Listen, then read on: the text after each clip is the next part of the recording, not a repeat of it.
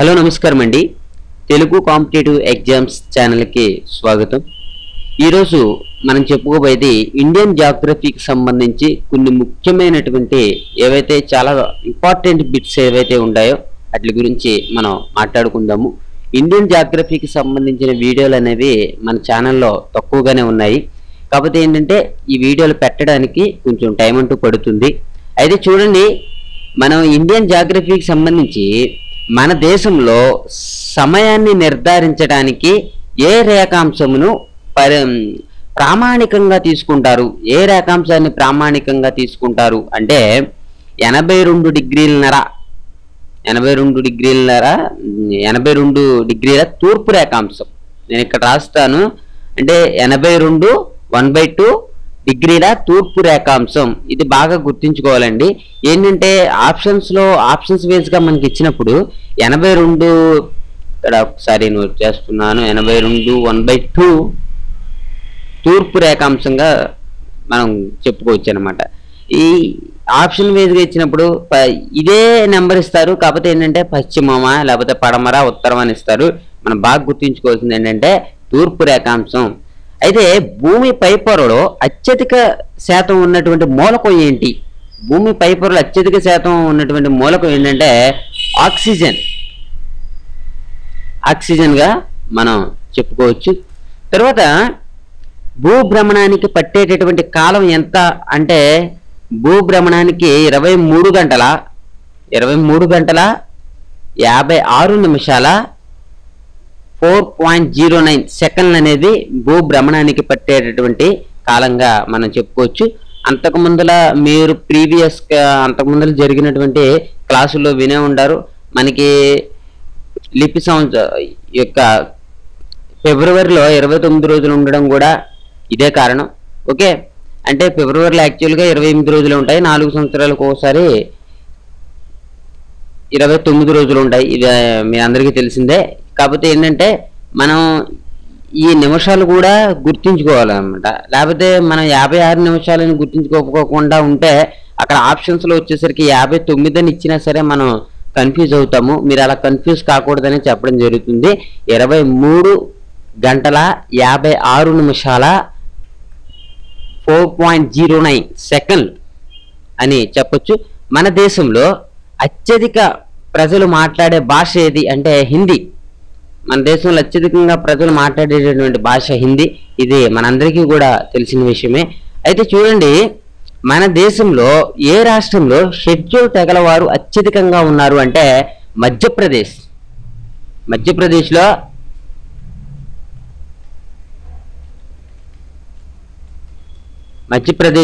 ఎక్కువగా ఉన్నారని మనం చెప్పుకోవచ్చు.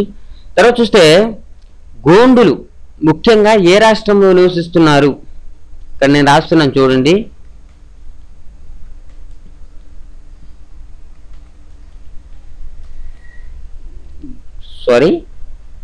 గోండులు ముఖ్యంగా ఏ రాష్ట్రంలో నివసిస్తున్నారు అని కనుక మనల్ని అడిగితే మధ్యప్రదేశ్ ఛత్తీస్గఢ్లో వీరు ఎక్కువగా నివసిస్తున్నారని మనం చెప్పుకోవచ్చు. మన దేశంలో అతిపెద్ద మంచినీటి సరస్సు ఏది అంటే ఓలార్ సరస్సు. అతిపెద్ద మంచినీటి సరస్సు ఏంటంటే ఓలార్ సరస్సుగా చెప్పుకోవచ్చు. అతిపెద్ద మంచినీటి సరస్సు ఓలార్ సరస్సు. పులికాట్ సరస్సు ఏ రాష్ట్రంలో ఉంది అంటే ఆంధ్రప్రదేశ్. పులికాట్ సరస్సు అనేది ఏ రాష్ట్రంలో ఉందంటే ఆంధ్రప్రదేశ్. ఇది మనందరికీ కూడా తెలిసిన విషయమే. మధ్య హిమాలయాల సగటు ఎత్తు ఎంత అని కనుక మనం అడిగినట్లయితే 1800 నుంచి 4500 మీటర్ల వరకు కూడా మధ్య హిమాలయాల ఎత్తు అనేది ఉంటుంది. అదే ఉన్నత హిమాలయాల సగటు ఎత్తు ఎంత అని కనుక మనం అడిగితే సగటు ఎత్తు వచ్చేసి 6100 మీటర్లుగా మనం చెప్పుకోవచ్చు. మన దేశంలో చెరువుల ద్వారా సాగయ్యే భూమి ఏ రాష్ట్రంలో అధికంగా ఉంది అంటే తమిళనాడు రాష్ట్రంలో అధికంగా ఉందని మనం చెప్పుకోవచ్చు. బావుల ద్వారా నీటిపారుదల విషయంలో మన దేశంలో ఏ రాష్ట్రం ప్రథమ స్థానంలో నిలుస్తుంది అంటే ఉత్తరప్రదేశ్. ఉత్తరప్రదేశ్ కాలువల ద్వారా నీటిపారుదల విషయంలో మన దేశంలో ఈ ఉత్తరప్రదేశే ప్రథమ స్థానంలో నిలుస్తుందని మనం చెప్పుకోవచ్చు. ఏంటంటేనండి ఉత్తరప్రదేశ్ విషయానికి వస్తే ఎక్కువగా అక్కడ నీటిపారుదల అంతా కూడా కాలువల ద్వారానే జరుగుతూ ఉంటుంది. ఓకే, మన దేశంలో అత్యంత ఎత్తైన శిఖరం ఏంటి అంటే K2. మన దేశంలో అత్యంత ఎత్తైనటువంటి శిఖరం K2 అన్నమాట. తర్వాత చూడండి, మన దేశంలో BOT విధానం నిర్ణీతమైన మొదటి ప్రాజెక్ట్ ఏది? ఏంటి మన దేశంలో BOT విధానం నిర్మితమైన మొదటి ప్రాజెక్ట్ ఏదంటే Konkan railway project. Konkan railway project అనేది మొదటి ప్రాజెక్టుగా మనం చెప్పుకోవచ్చు. మన దేశంలో మొట్టమొదటి జల విద్యుత్ కేంద్రం ఏ సంవత్సరంలో స్థాపించబడింది? చాలా ఇంపార్టెంట్ అండి. 1902 సంవత్సరంలో. 1902 సంవత్సరంలో ఏంటంటే మొట్టమొదటి జల విద్యుత్ కేంద్రం అనేది స్థాపించబడింది. మన దేశంలో పారిశ్రామిక ప్రాంతాలుగా ఎన్నిటిని గుర్తించారు అంటే పారిశ్రామిక ప్రాంతాలుగా 5 గుర్తించడం అనేది జరిగింది. తర్వాత జాదుగూడ గనుల్లో ఏ ఖనిజం లభ్యమవుతుంది అంటే యురేనియం. యురేనియం అనేది లభ్యమవుతుంది. యురేనియం లభ్యమవుతుంది అని మనం చెప్పుకోవచ్చు. తర్వాత మొట్టమొదటి ఆయిల్ రిఫైనరీ మన దేశంలో ఏది అంటే బిగ్ బాయ్. బిగ్ బాయ్ నీకు రాస్తున్నాను, బిగ్ బాయ్. ఓకే, తర్వాత మన దేశంలో బాంబే హై అంటే పెట్రోలియం ఉత్పత్తి ప్రదేశం ఏ సంవత్సరంలో కనుగొనబడింది అంటే ఇది మనకి 1974 సంవత్సరంలో ఇది కనుగొనడం అనేది జరిగింది. మన దేశంలో బొగ్గు నిల్వలు ఎన్ని మిలియన్ టన్నులు ఉన్నాయని అంచనా అనే మనంటే 250 మిలియన్ టన్నులు. 250 మిలియన్ టన్నుల వరకు కూడా మన దేశంలో బొగ్గు నిల్వలు ఉన్నాయని మనం చెప్పుకోవచ్చు. తర్వాత బొగ్గు నిల్వలు మరియు ఉత్పత్తి రీత్యా మన దేశంలో ఏ రాష్ట్రం ప్రథమ స్థానంలో ఉంది అంటే జార్ఖండ్ స్టేట్. జార్ఖండ్ స్టేట్ అనేది మన దాంట్లో ప్రథమ స్థానంలో ఉందని మనం చెప్పుకోవచ్చు. తర్వాత బొగ్గు ఖనిజం ఎన్ని రకాలుగా విభజించవచ్చు అంటే బొగ్గు ఖనిజాన్ని మనం 4 రకాలుగా విభజించవచ్చు. మీకు అంతకు ముందర ప్రీవియస్ క్లాసుల్లో చెప్పాను ఎన్ని రకాలుగా బొగ్గును విభజించవచ్చు ఏంటి అనేది. మీరు ఛానల్లో ఉన్నటువంటి అన్ని వీడియోలు చూస్తే మీకు అర్థమవుతుంది. తర్వాత జిప్సామ్ నిల్వలు మరియు ఉత్పత్తి రీత్యా మన దేశంలో ఏ రాష్ట్రం ప్రథమ స్థానంలో నిలుస్తుంది అంటే రాజస్థాన్. ఏంటి జిప్సామ్ నిల్వలు మరియు ఉత్పత్తి రీత్యా మన దేశంలో ఏ రాష్ట్రం ప్రథమ స్థానంలో నిలుస్తుంది అంటే రాజస్థాన్ స్టేట్ అని మనం చెప్పుకోవచ్చు. తర్వాత చూస్తే మనకి క్రోమైట్ ఖనిజం ఉత్పత్తిలో మన దేశం ఏ రాష్ట్రం ప్రథమ స్థానంలో ఉందంటే ఒడిశా. ఒడిశా స్టేట్ అనేది మన దేశంలో క్రోమైట్ ఖనిజం ఉత్పత్తిలో ప్రథమ స్థానంలో ఉంది అని మనం చెప్పుకోవచ్చు. తర్వాత నికెల్ మన దేశంలో ముఖ్యంగా ఏ రాష్ట్రంలో లభిస్తుంది అంటే నికెల్ వచ్చేసి ఒడిశా. నికెల్ వచ్చేసి ఒడిశాలో ఎక్కువగా లభ్యమవుతుందని చెప్పుకోవచ్చు. నికెల్ ఓకే ఒడిశాలో ఎక్కువ లభ్యమవుతుంది, ఇది బాగా గుర్తుంచుకోండి. తర్వాత సున్నపురాయి ఉత్పత్తి రీత్యా మన దేశంలో ఏ రాష్ట్రం ప్రథమ స్థానంలో నిలుస్తుంది అంటే రాజస్థాన్. రాజస్థాన్ అనేది మన దేశంలో మన రాష్ట్రంలో ప్రథమ స్థానంలో నిలుస్తుంది. తర్వాత అబ్రకం ఏ ఖనిజం నుండి లభిస్తుంది అంటే పెగ్మెంటైట్. పెగ్మెంటైట్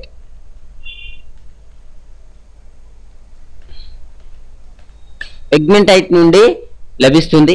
తర్వాత మైకా నిల్వలు మరియు ఉత్పత్తిలో మన దేశంలో ఏ రాష్ట్రం ప్రథమ స్థానంలో ఉంది అంటే ఆంధ్రప్రదేశ్ రాష్ట్రం ప్రథమ స్థానంలో ఉందని మనం చెప్పుకోవచ్చు. మైకా ఉత్పత్తిలో ప్రపంచంలో మన దేశం స్థానం ఎంత అంటే మైకా ఉత్పత్తిలో మన దేశం యొక్క స్థానం వచ్చేసి ప్రథమ స్థానంలో ఉంది అని చెప్పుకోవచ్చు. ఇంకొకటి జుబార్ గనులు మన దేశంలో ఏ ఖనిజానికి పేరు పొందాయి అంటే జింకు మరియు సీసం. జింకు మరియు సీసానికి జవార్ గనులు పేరు పొందాయని చెప్పుకోవచ్చు అనమాట.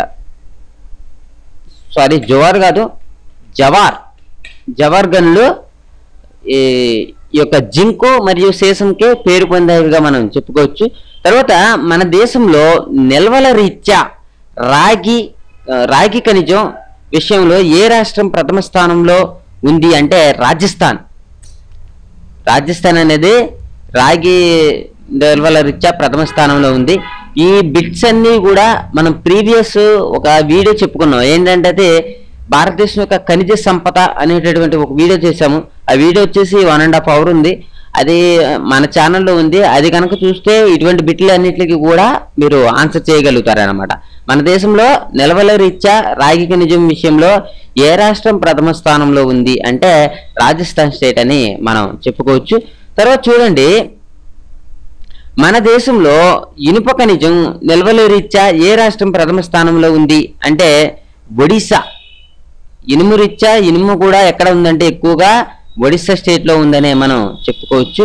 తర్వాత బాక్సైట్ నిల్వల రీత్యా మన దేశంలో ఏ రాష్ట్రం ప్రథమ స్థానంలో ఉంది అంటే ఛత్తీస్గఢ్ అనేది బాక్సైట్ నిల్వల రీత్యా ప్రథమ స్థానంలో ఉందని చెప్పుకోవచ్చు.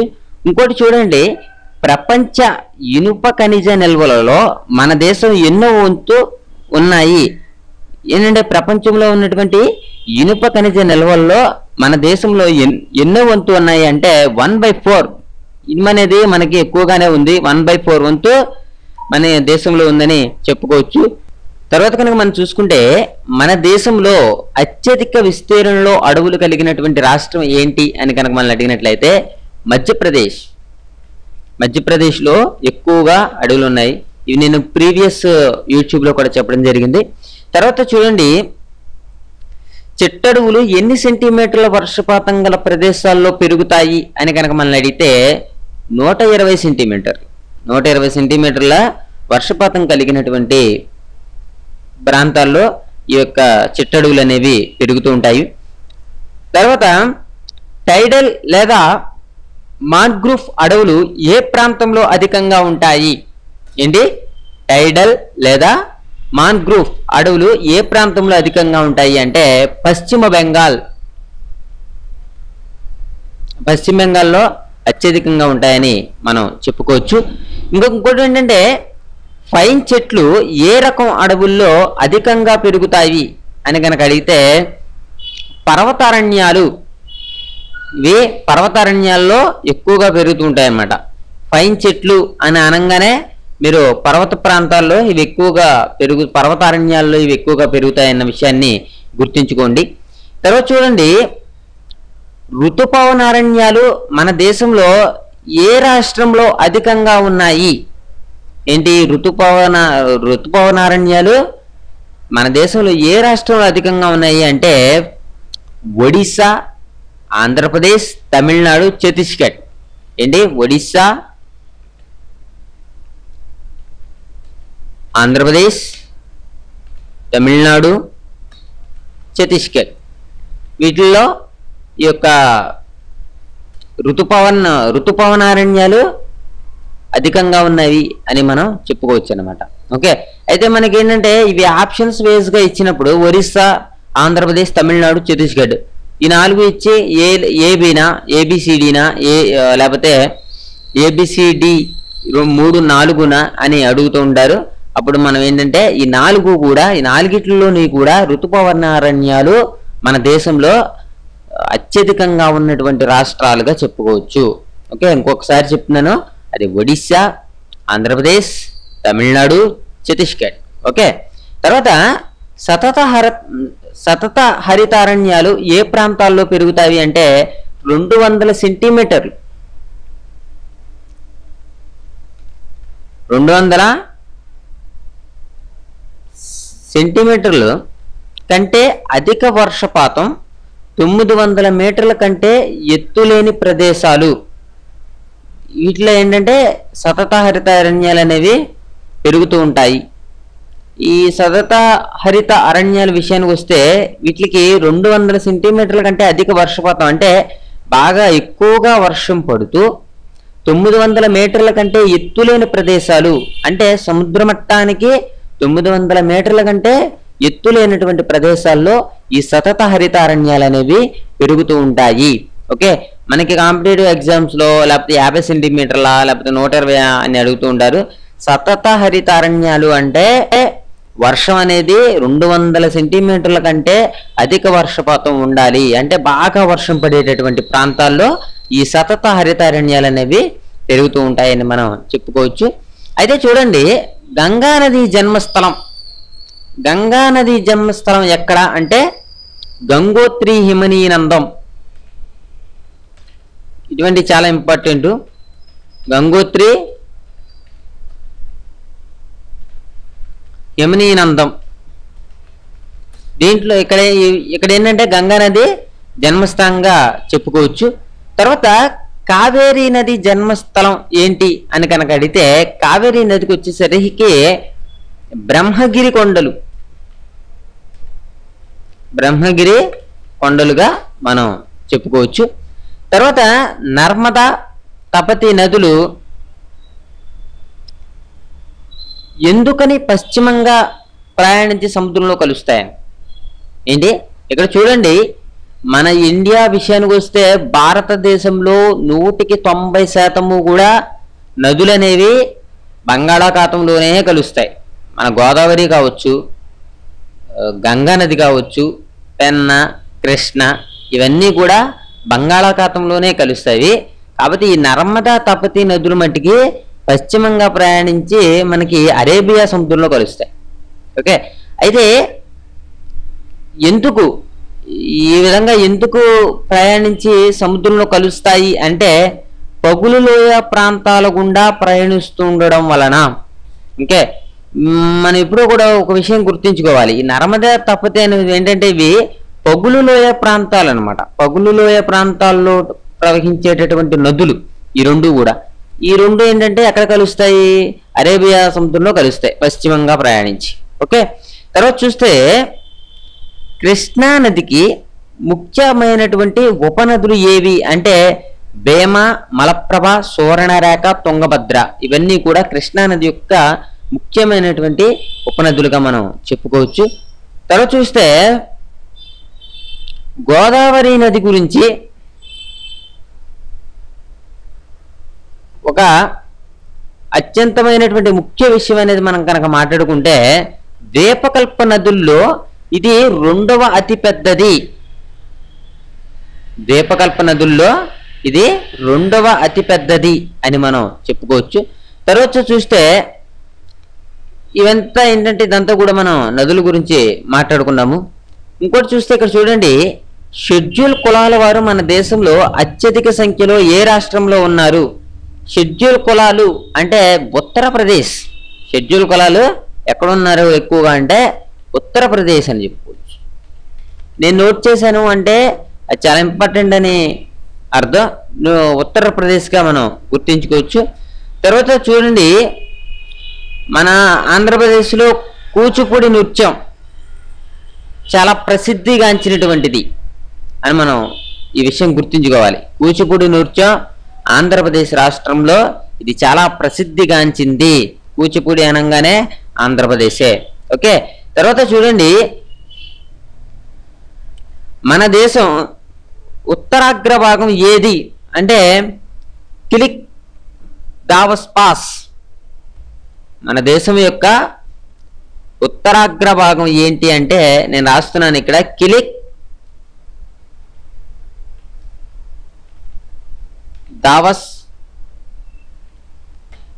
దావన్ పాస్. ఓకే, ఈ రకంగా చెప్పుకోవచ్చు అనమాట. ఏంటి మన దేశం యొక్క ఉత్తరాగ్ర భాగం. అయితే దీని గురించి కూడా చెప్పాను, మన ఛానల్లో చాలా వరకు ఉన్నాయి. ఉత్తరాగ్ర భాగం ఏంటి, దక్షిణాగ్ర భాగం ఏంటి, ఇవన్నీ కూడా యూట్యూబ్లో ఉన్నాయి. మీరు ఛానల్లోకి వెళితే అన్ని యూట్యూబ్లు కూడా మీకు డిస్ప్లే అవుతూ ఉంటాయి. మన దేశ దక్షిణ భాగంలో ఉన్న చిట్ట చివరి ప్రాంతాన్ని ఏమని పిలుస్తారు అని అంటే దక్షిణ భాగంలో ఇందిరా పాయింట్, ఇందిరా పాయింట్గా చెప్పుకోవచ్చు. ఇందిరా పాయింట్ అని చెప్పుకోవచ్చు. మన దేశంలో క్రియాశీల అగ్నిపర్వతం ఎక్కడ ఉంది అంటే క్రియాశీల అగ్నిపర్వతం వచ్చేసి మనకి అండమాన్లో ఉంది. క్రియాశీల అగ్నిపర్వతం అండమాన్లో ఉంది.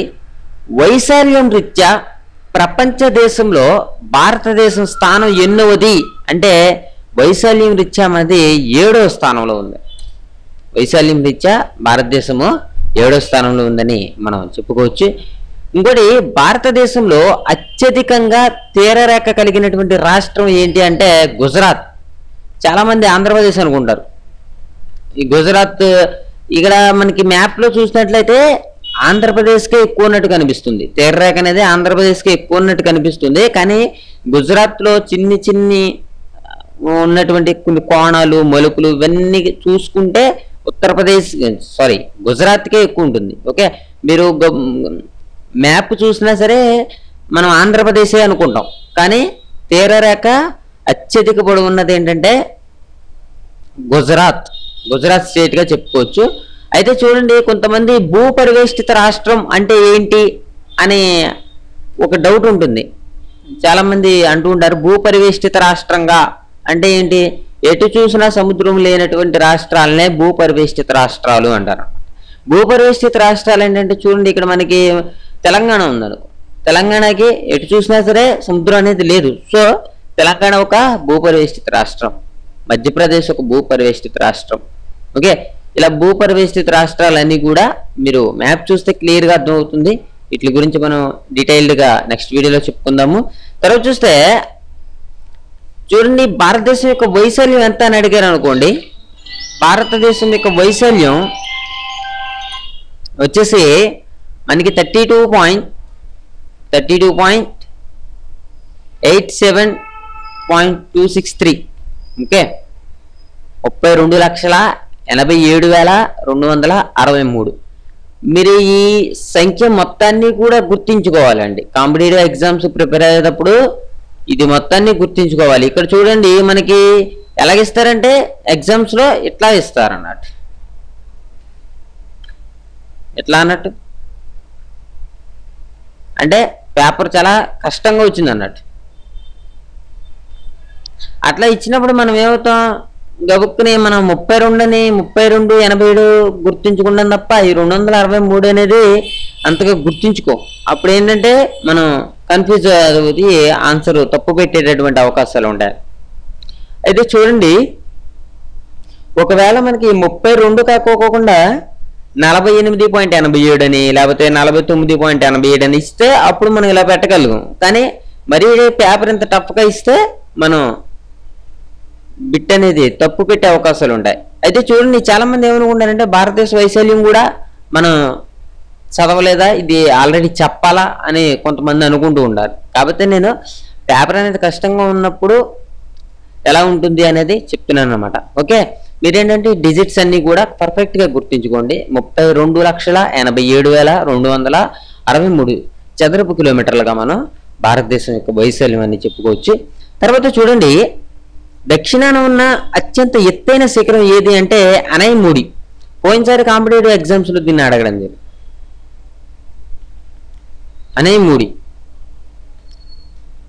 అనైముడి ఇదేంటంటే దక్షిణాన ఉన్నటువంటి అత్యంత ఎత్తైన శిఖరంగా మనం దీన్ని చెప్పుకోవచ్చు. తర్వాత చూస్తే పశ్చిమ కనుమలకి ఉన్న మరొక పేరేంటి అంటే సహ్యాద్రి. పశ్చిమ కనుమలకి ఉన్నటువంటి మరొక పేరు సహ్యాద్రి. ఓకే, తర్వాత ప్రపంచంలో అత్యంత ప్రాచీన ముడత పర్వత శ్రేణి ఏది అంటే అరావళి. ఓకే, ఇవన్నీ కూడా చాలా ఇంపార్టెంట్ అయినటువంటి బిగ్స్.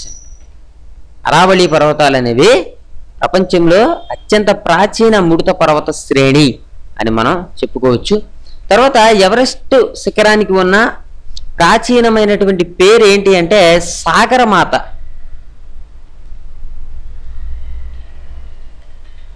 సాగర మాతగా మనం చెప్పుకోవచ్చు. తర్వాత ఒండ్రు మట్టి నేలలు ఏ ప్రాంతాల్లో అత్యధికంగా ఉన్నాయి అంటే ఒండ్రు మట్టి విషయానికి వస్తే మనకి అహ్మదాబాద్లోను, పంజాబ్, రాజస్థాన్, పశ్చిమ బెంగాల్ వీటిల్లో ఈ యొక్క ఒండ్రు మట్టి నేలలు అనేవి అత్యధికంగా ఉన్నవి. ఒండ్రు మట్టి నేలల విషయానికి వస్తే ఏంటంటే ఇవి చాలా సారవంతమైనవి అనమాట. పంటలు గట్రా బాగా పండుతాయి ఈ ఒండ్రు మట్టి నేలలకు సంబంధించి. ఓకే, మృత్తికల గురించి నేను ఒక వీడియో చేశాను.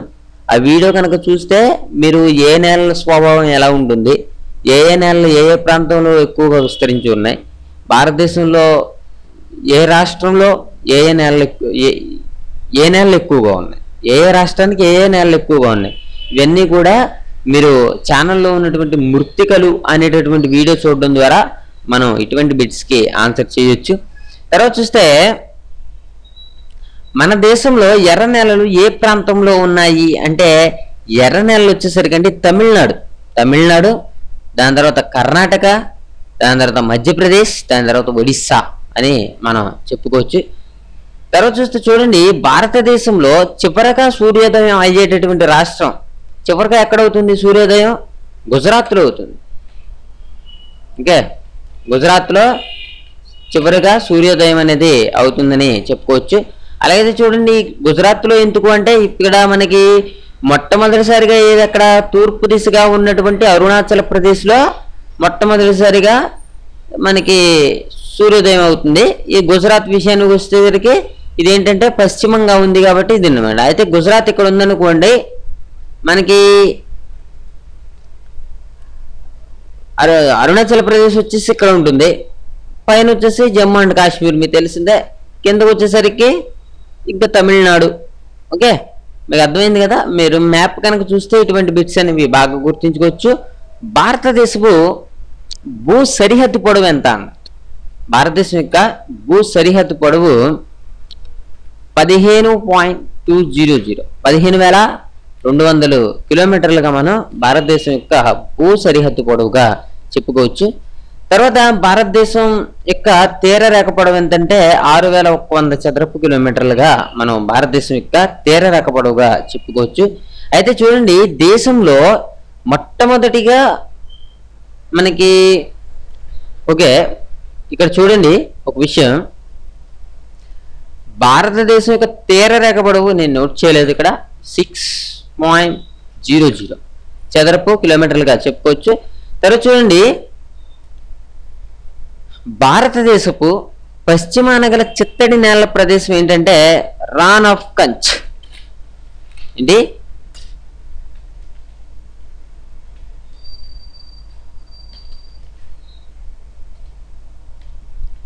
కచ్, రాన్ ఆఫ్ కచ్. ఓకే, ఇదేంటంటే భారతదేశం యొక్క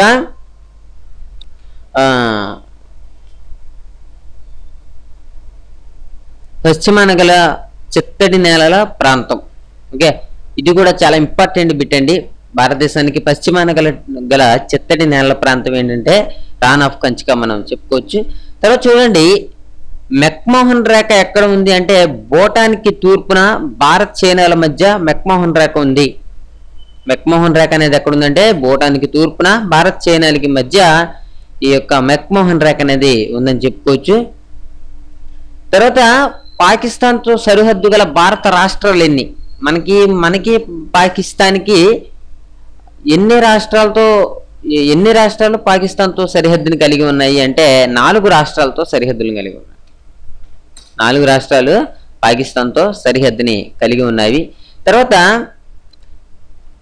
గ్రీనిచ్ కాలానికి భారత ప్రామాణిక కాలానికి మధ్య తేడా ఎంత అంటే 5 గంటలన్నర. 5/1/2 గంటలుగా మనం చెప్పుకోవచ్చు అనమాట.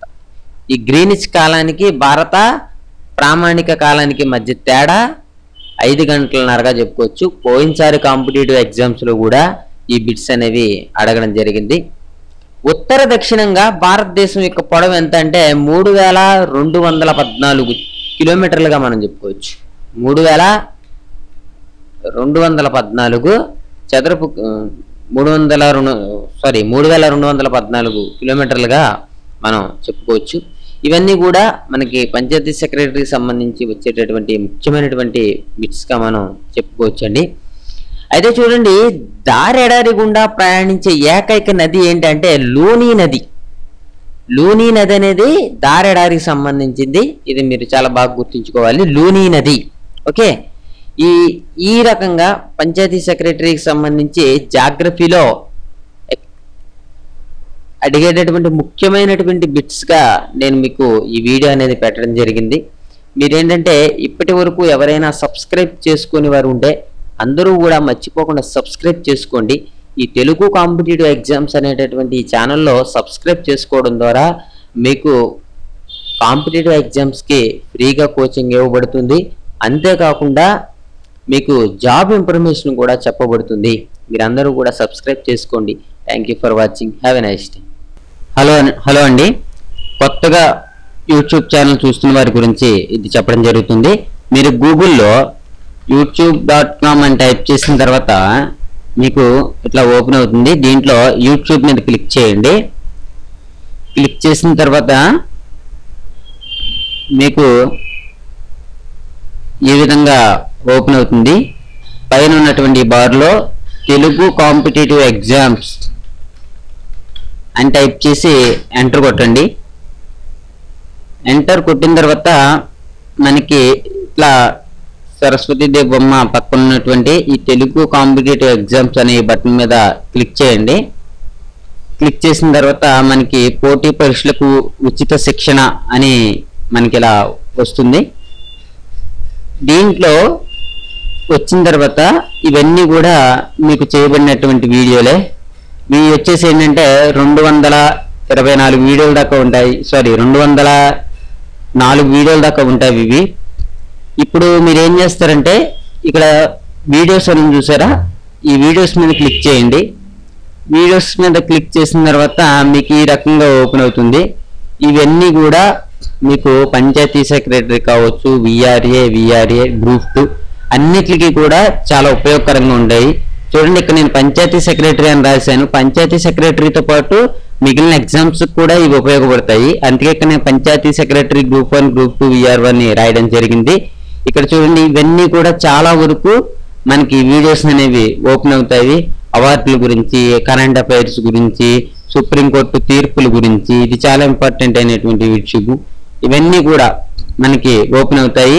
ఇవన్నీ కనుక మీరు చూసేసినట్లయితే ఇక్కడ ఉన్నటువంటి లోడ్ మోర్ మీద క్లిక్ చేయండి. ఈ లోడ్ మోర్ మీద క్లిక్ చేసిన తర్వాత ఇంకా వీడియోలు అనేవి ఓపెన్ అవుతాయి మీకు. ఇవన్నీ కూడా చాలా వీడియోస్ ఉన్నాయి. ఇవి కూడా చూసేసిన తర్వాత ఇవి చూడండి, ఇక్కడ పాలిటీకి సంబంధించినవి ఉన్నాయి. ఇంకా చూస్తే జాతీయ ఉద్యమంలో ముఖ్యమైనటువంటి సంఘటనలు, రెగ్యులేటరీ అథారిటీలు, ఇవన్నీ కూడా చాలా చాలా ఇంపార్టెంట్ అయినటువంటివి ఇవి. తర్వాత లోడ్ మోర్ మీద మళ్ళీ క్లిక్ చేయండి. క్లిక్ చేసిన తర్వాత చూసారు ఇక్కడ భారత రాష్ట్రపతికి పార్ట్ 1, పార్ట్ 2. ఓకే, ఇవన్నీ కూడా మనం చేసినటువంటి చాలా మంచి వీడియోలు.